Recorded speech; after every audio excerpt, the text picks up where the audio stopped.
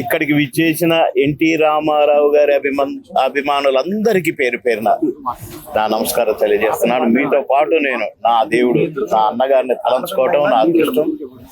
ఎందుకంటే నా అంత అదృష్టవంతుడు ఎవడు ఈ భూమి మీద ఉండడని నేను ఎప్పుడు అనుకుంటుంటా, అన్ని చోట్ల కూడా చెప్తుంటా. ఎందుకంటే మా అమ్మ నాన్న ఎన్టీ రామారావు గారి అభిమానులు. మా నాన్న టీచర్, ఓల్డ్ బిఏ మా ఫాదర్. అదిరా జన్మంటే, కొడుకంటే అట్ట పుట్టాలరా, చూడరా, చూపు చూడరా, ఆ నవ్వు చూడరా అని నన్ను అనేవాడు. నేను ఎన్టీ రామారావు గారిని చూడమంటాడేంటి, నేను బాగానే ఉన్నా కదా అనుకునేది.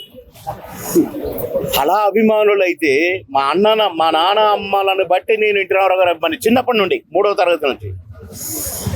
అలాంటి నేను మా అమ్మ నాన్న ఏమంటా అన్నారో ఎన్టీ రామారావు గారిని కలుసుకోవడం జరిగింది. వారి చేత తమ్ముడు అని పిలిపించుకునే భాగ్యం కలిగింది నాకు.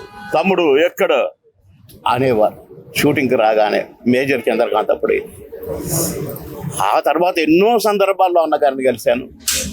అసలు ఈ ప్రచారం ఏంటో రాజకీయం ఏంటో నాకు ఏబిసిడీలు కూడా తెలియదు. మా ఇంట వంట మా వంశంలో ఎక్కడ లేదు, అందరూ ఉద్యోగస్తులే. అలాంటిది తమ్ముడు నువ్వు చాలా బాగా మాట్లాడుతావు, మీరు అక్కడికి వెళ్ళండి, వారి దగ్గరికి అని అన్నగారు నన్ను. నేనేంటి ప్రచారం ఏంటి నీ మాట అని కాంగ్రెస్ ఒకరోజు మధ్యాహ్నం 3 గంటల వరకు అట్లే ఉన్నాను. తలసాని శ్రీనివాస యాదవ్కు ప్రచారానికి వెళ్ళమన్నారు నన్ను. నేనేం ప్రచారం చేయాలి, నాకేమొచ్చు, అసలు రాజకీయం ఏం తెలుసు అని నాకు కళ్ళల్లో నీళ్లు కూడా వచ్చినాయి. కానీ అన్నగారు చెప్పారు అని రాణిగంజ్ నుంచి మొదలుపెట్టాను.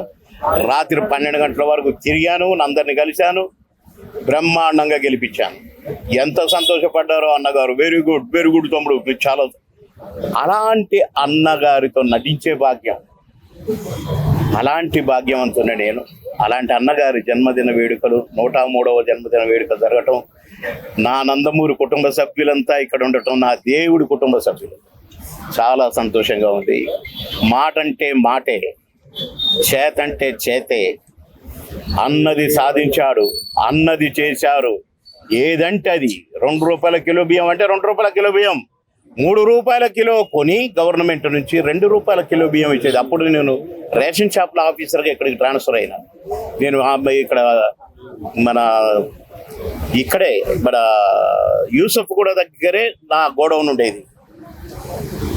అలా ఎన్నో చూశాను. అన్నగారి పార్టీలో చేరి ఎన్నో ప్రచారాలు చేశాను.